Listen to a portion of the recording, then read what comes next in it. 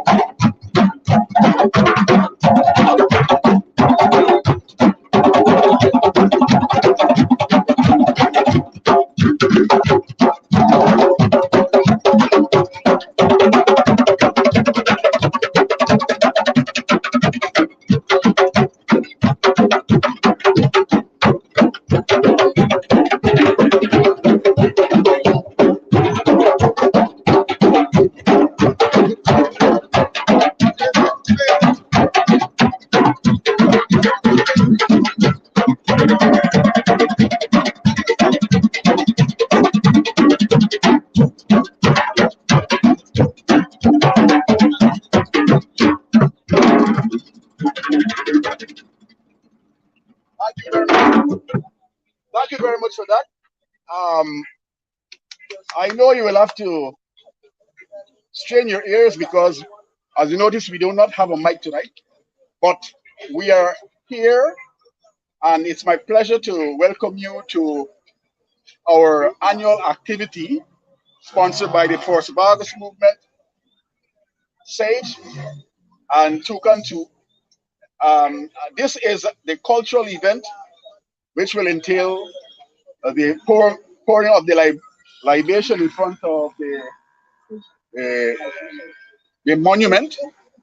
So I would like, and I'm glad that you are able to spend this time with us to celebrate the emancipation celebrations. So without further ado, I would like for us to sing the Buxton battle song. Some of us, or most of us, would know it. So we'll ask you to. Well, most of us are standing, so I will invite the chief to come and lead us in singing the Buxton battle song. Thank you. Anyway, Okay, I don't need to say to anybody to stand because most of us are standing. You know that when we're doing the battle song, you will stand, right? All right, come, doctor. Come, come, come, come, come, come, come, come, come.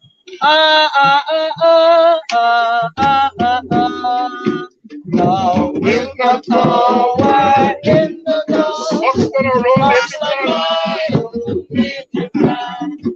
Glorious name shall never rise. Oh, Buxton, my own native land. Remember past, yes, we must. The Buxton star and ship its dust. And now we slumbers in the dust. In Buxton, my own native land. And now may every girl and boy in Buxton, my own native land. Start and brave all day and boy for Buxton, my own native land. To add to our illustrious line of sons and daughters who are kind to give up their best and we may shine for Buxton, my own native land. To add to our illustrious line of sons and daughters who are kind to give up their best and we may shine for Buxton, my own native land.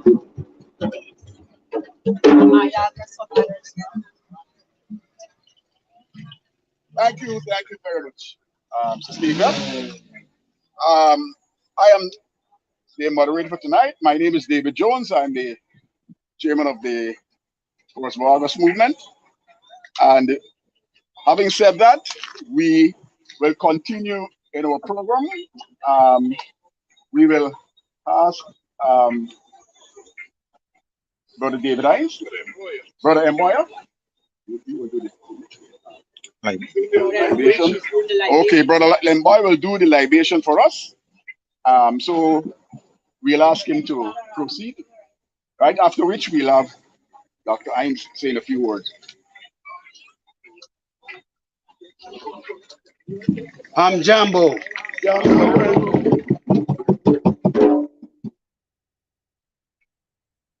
always make moments like this a teachable moment. The reason is, for all throughout the centuries and centuries and centuries, throughout our whole lifetime, we have been misled, misguided, maltreated, mistreated in every way. We have been deculturized, and it has left us like sheep without a shepherd. All we do is hang on to the bits and pieces that we hear or we learn from our school days, and that is all we have to go with. Let us try to rewrite that history now and make it correct.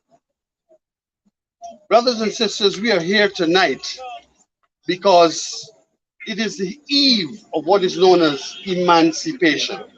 Emancipation was when the slaves were told that they were no longer slaves and that tomorrow will be the day when they can walk off the plantation to do whatever they want to do. That's what emancipation is about. So the slaves, in their own way, decided, well, look, this is time for celebration. This is freedom. No longer do they have to sit down now and lick massa ass and watch massa behind and got to do thing for massa.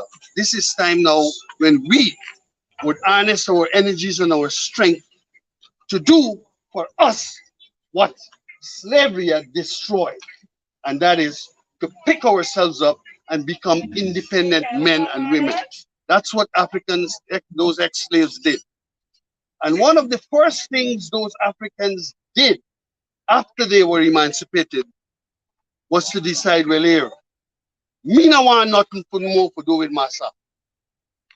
Massa, they done. Therefore, I will want our independence. And you know what they did? They pooled their resources together and bought Buxton. I you hear me?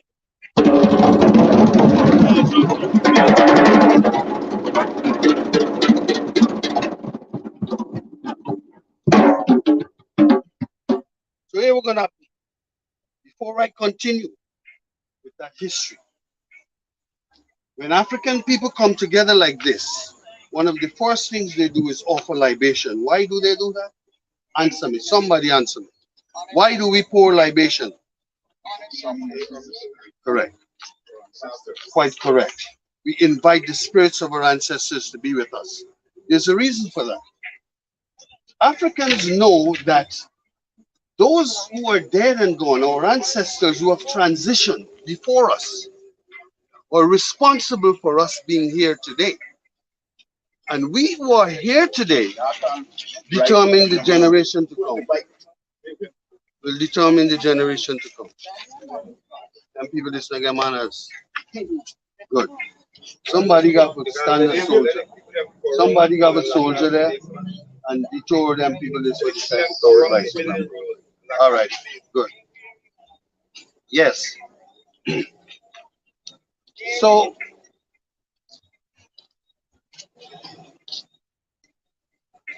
let me pick up where I left off. So as these when African people come together like this, they invite the spirits of the ancestors to be with them. And that is very, very important. That is why most of you have the habit, when you break the seal for the liquor waiters do, you pay some tools.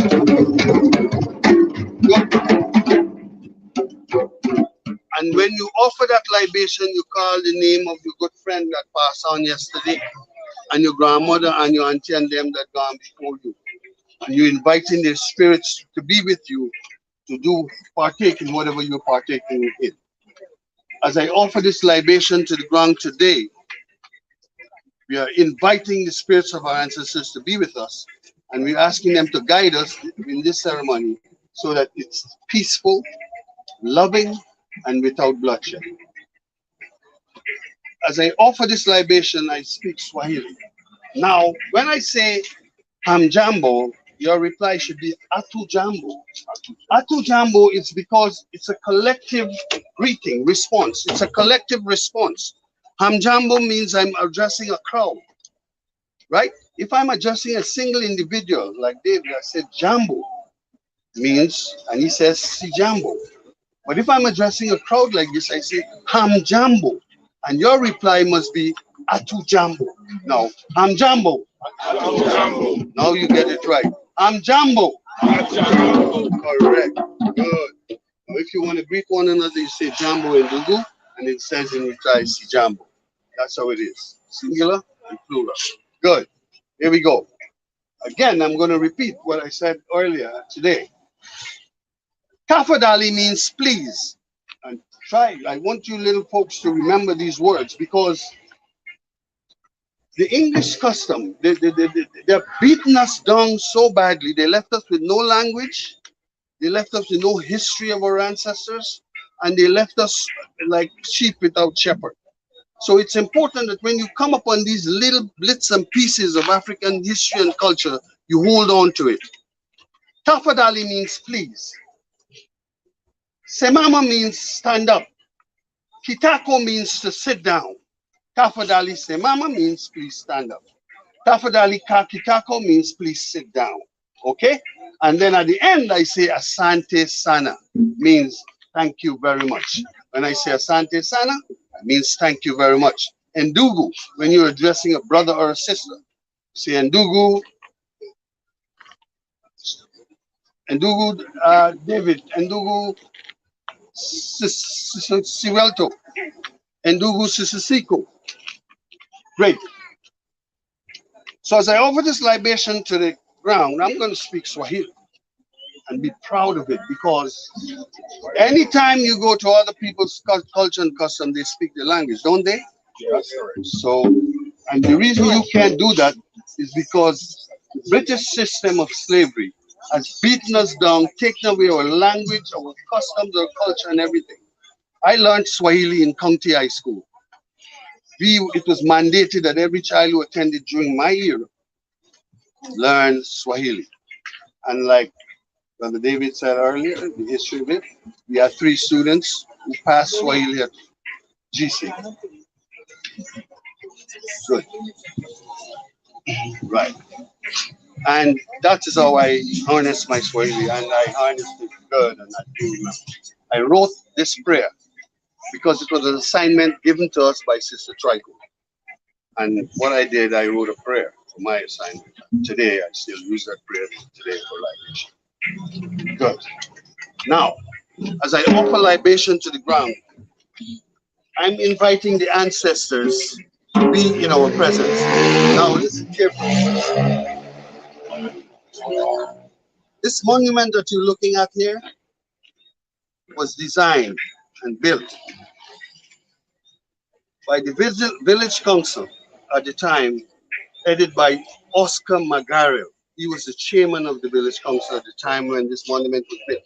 It was built in 1938, 100 years after the emancipation of slavery. If slavery was emancipated in 1838. 100 years later, Oscar Magarel, the village office was there. He was the chairman, and he and his councillors decided, well, look, to commemorate this event, we're going to build this monument. And that's what this monument stands for. When you're passing this monument, now you understand you have to pay some more respect to it, because it was built by our ancestors, who were the village fathers then. Great thought by those folks. And it was actually commemorated by the gate. This company, there's a point there we call the gate. That means we enter in the Bagam. This monument was placed there. And as the monument was, over time, erosion took place and the monument fell over. And the subsequent village councillors paid no attention to it. In 1969, a group of us, and Kofi, David, and Boyer, Gardner boys, a number of us come together and form what is now known as the 1st of August movement. That movement was formed in 1969. And what we did, we decided that this monument must be in its rightful place. So we removed the monument from where it had fallen down in gate, where it used to be. It had fallen down there. We brought it here. But for us to have done that, we had to consult the village council. And I remembered we petitioned the village council, and Kofi and I were the 2 representatives there. We went there and we told them what we had to do.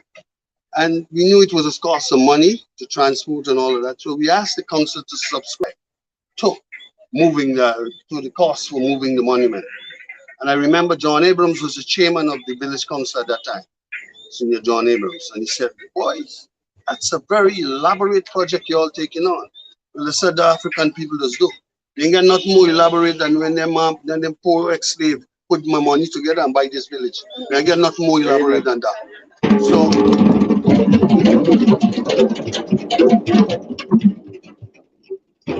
removing this monument and bringing it and putting it in its rightful place was just a continuum of that effort which those slaves placed those days. So that's why this monument is here today. But before it was here, it was actually in that pathway. There was a pathway leading through the health center to the post office. You see, the post office used to be in the back there, and you had to enter to get to the post office from here, Company Road, between the market and what is known as the health. They had a series of health buildings. That's the three of them. They were cream in color, and they were the health nurses and the sanitary, and those people, they lived in those buildings. And then you had to pass there to get to the post office. So we had put this monument was placed right in the passageway there, so that people can genuflect and look and see what pay their respects whenever it is. And after a time, because there was going to be reconstruction of the village office and all the kind of stuff, we had to remove it from there, and that's why it's placed here. And today, this monument stands in its rightful place forever. From now on, we're going to this is going to outlive us and our next generation. So it's important that you know this history of the movement of the monument. And that is how this monument came in. It is sitting on an octagonal base. When you look at this base, you see it has 8 sides, octagonal, meaning that the lowest rung is octagonal, having 8 sides. That creates a real good platform for it to hold together. Good. So now I'm going to offer to you the libation. Since you're already standing, I don't have to say Sapadal, Kafadali, Semama. You're already standing. Good. Now, as I offer libation to the ground, I say, O Baba Watu.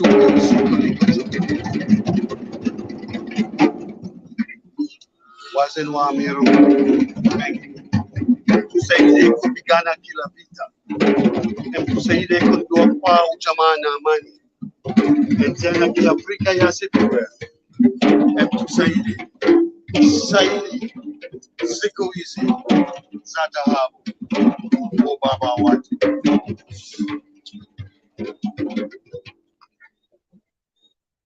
Asante sana. Whenever you offer libation, it always followed up with a chant. You must offer that chant to usher in those ancestors. And that chant, I say, Iredo!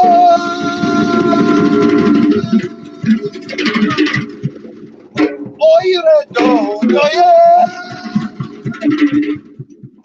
Iredo! Iredo!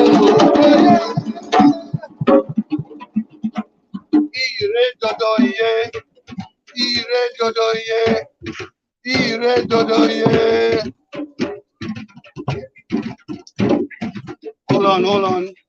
Kramanti. Iredodoye.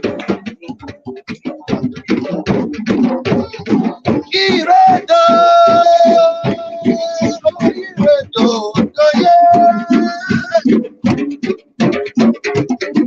Iredodoye.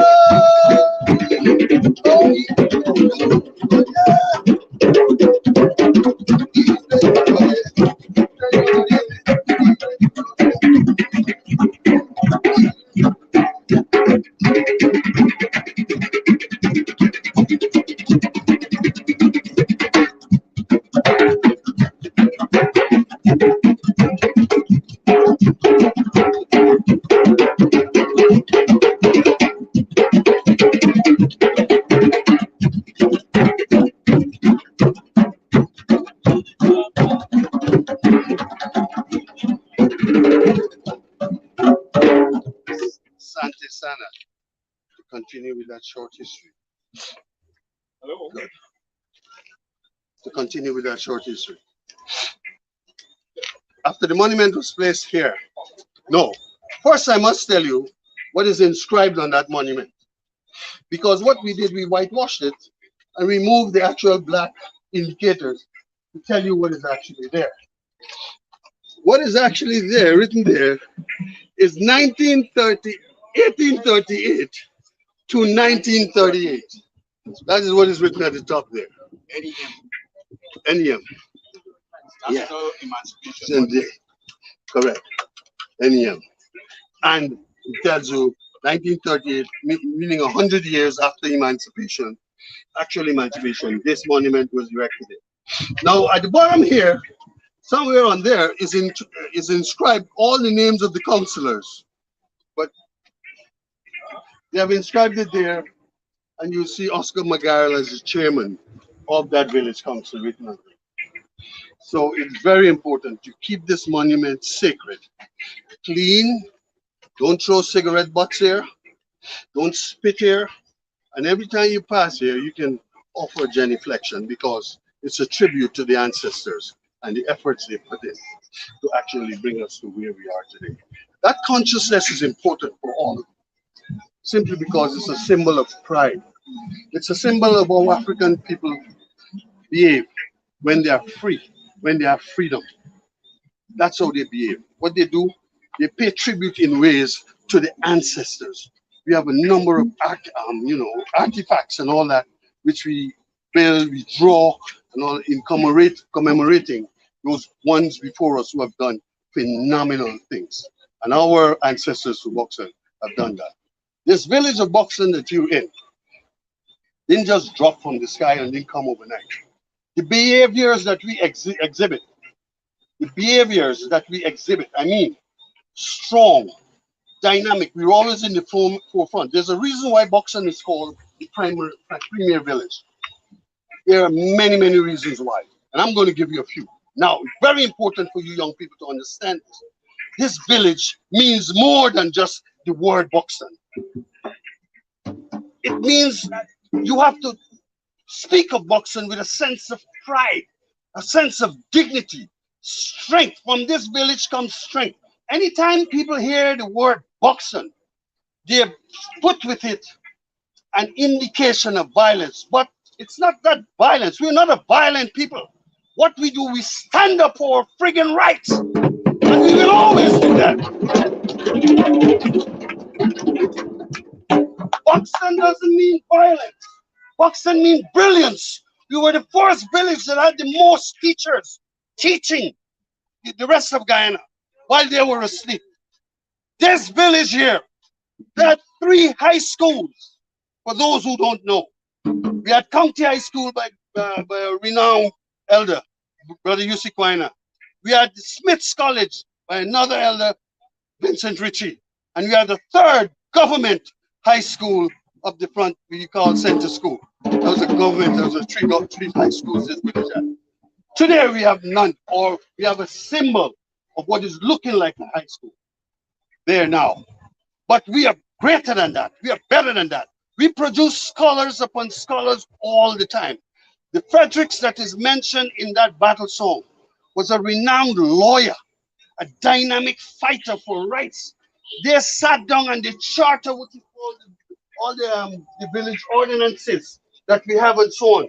They were chartered by those brilliant Buxtonians. They didn't go anywhere. As a matter of fact, because it was so well crafted and chartered, England, I'm talking to you now, the people, the Parliament of England itself, modeled their whole constitution and the pattern in which they fashion and design their their legislation based on what those brilliant brothers had developed in Buxton. It was fashioned from that. So when you say you're a Buxtonian, it goes beyond the little violence that people put with it. And we weren't violent. No. What we did was this. Buxton said, look, we bought this land. We didn't inherit it due to somebody handing it down. There was no pittance handed to us. Those slaves that bought Buxton saved up their pennies. And it is demonstrated in this play called Promised Land. It is so sad that today we can't even find young people to act in that play called Promised Land. We grew up as boys every year doing Promised Land in front of this monument on the stage there. That's where you would have gone to see Promised Land. That's all different schools, wherever we had functions. Promised Land was a hallmark because it told us how the villages were bought. It was written by a renowned elder called Brother Yussi Quina. He wrote that song called Promised Land.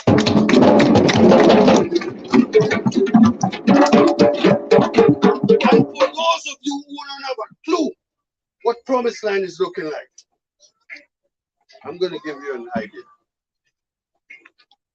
Brother Yussi said that in the old days in them village, we always had a village leader named Gangang. Gangang was the oldest person in the village, but she was the sharpest in mind. She was like an encyclopedia. Anything, any information, you can go to Gangang and talk, and then she would tell you and point you in a direction where you can't fail. That was Gangang. Also in the villages, they were farmers. All the workers in the village were farmers. They were dedicated farmers. That's why we put the monument at the head of company, so that whenever the farmers was going, they'll genuflect and pay their respect. Now, Brother Loy was one of them farmer there. And one day the man got back down. He said, you go get some, cut some plantain and banana and thing, and you go eat some yam and stuff, and I bring back for your family. So what the man decided to do, why is he in the farm there now? He said, you're going to do a prayer. So the man decided to go down on his knee and you pray. The man said, Father God, why don't you send? Why don't you give us, show us a pathway out of this desperate land, this desperate land where we're dying? He said, look, I will not want for them walk with Master no more, going around like a dog. I get to sail fish, I cook for we. And we want our independence. It so happened that when Brother Loy been Panini pray, Archibald was the man in charge of the plantation and all them slaves. Been pan horseback and you ride. And he see Brother Loy the Panini and pray. And he said to him, yes, hey boy, how you do that? You pray? You got so much time that you could pray. Uncle Loy said, watch. Me pray to sort of get land and all them things that we can plant our cassava by ourselves. And so on. Archibald said, all right, look, if you want that land, great orange and saw over there, go tell your people it can be theirs. I am broken and I need some money now to make myself right. And Uncle Loy go and he tell them a village. And Gangang said, come. And you bring them 2 bits so I get a pillow. And I suck the money, come in a wheelbarrow there, and you go to Archibald and I suck Buxton by.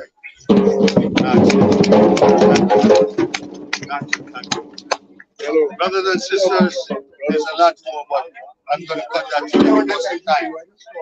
We don't have the time to go through all this rich history. And I'm going to cut it there for now. And I'm going to allow back to our chairman. Thank you. Asante Sana. Thank you very much.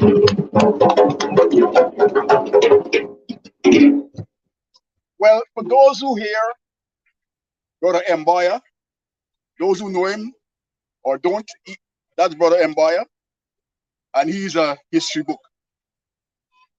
And that's the reason why I was saying, come closer so you can hear. We have a responsibility to this community, young and old alike. And sometimes I am so ashamed at what we have become. But we are stronger than this. We are a resilient people. Let us bring Buxton to where it was and further. That should be a promise tonight. A lot of things is happening here tonight, and I'm happy about this. Today we had, for the first time, or one of those times, we had some visitors out of Africa. We had some kings and we had some chiefs that visited with us in Buxton, and it was such a moment for me. It was a real emotional moment for me because the first time in my lifetime I've experienced something like that.